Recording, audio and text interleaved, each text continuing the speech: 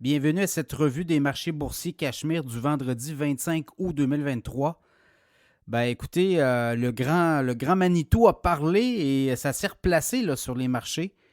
Jérôme Powell, le patron de la Fed, a pris la parole dans le cadre de la rencontre à Jackson Hole avec les banquiers centraux du monde et lui a parlé de l'économie américaine et lui est inquiet de voir l'inflation repartir vers le haut. On dit que le travail n'était pas terminé, donc on va demeurer très interventionniste, hawkish comme on dit. Donc ça l'a un peu refroidi les ardeurs, mais les marchés se sont repris par la suite. Je pense qu'on anticipait tout ça, donc on comprend qu'il reste peut-être encore une hausse des taux d'intérêt, taux directeurs aux États-Unis, peut-être au Canada aussi, là, certainement. Donc une à deux hausses avant de peut-être là, penser digérer tout ça et des baisses éventuellement en 2024.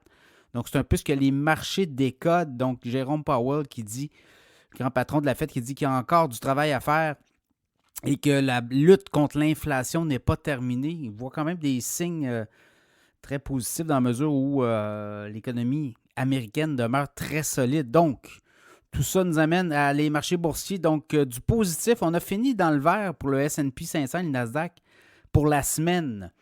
Donc, aujourd'hui, à la bourse de Toronto en hausse de 0,3 19 835. Le S&P 500 en hausse de 0,7 4 405. Le Dow Jones en hausse de 0,7 34 346. Le Nasdaq en hausse de près de 1 13 590. Le baril de pétrole s'est remis à remonter tranquillement, près d'$1 de hausse à 80,04 US WTI référence. Le Bitcoin aussi a monté 26 145. L'or retraité, l'11 d'or, 1942,10, moins 5 US l'once d'or. Les nouvelles, ben, au Québec, je regardais Hydro-Québec a fait moins d'argent. Les prix du gaz, l'an dernier, avec la guerre en Ukraine, les prix du gaz étaient très élevés. Hydro-Québec exporte beaucoup aux États-Unis, notamment du côté de la Nouvelle-Angleterre. Donc, les prix du gaz ont baissé.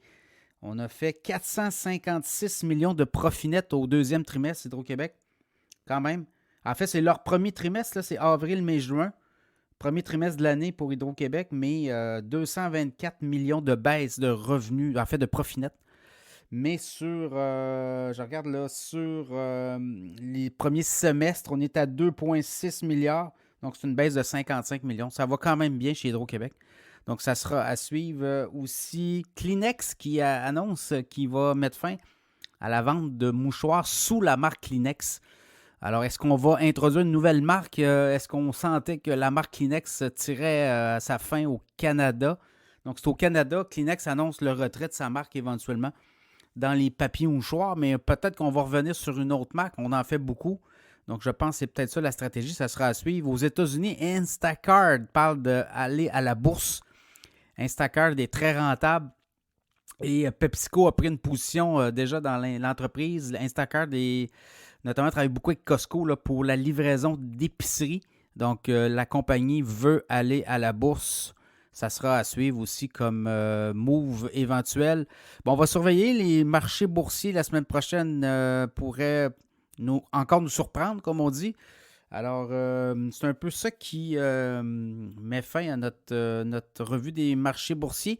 Quand même, du vert pour le Nasdaq et du vert pour le S&P 500 pour la semaine. On s'entend, mais depuis le début du mois d'août, c'est encore en baisse. Alors, ça sera à suivre. Le Jackson Hole est un peu la fin, qui marque un peu la fin du mois d'août. On va voir avec la rentrée. Il va peut-être avoir d'autres surprises. Donc, ça sera à surveiller.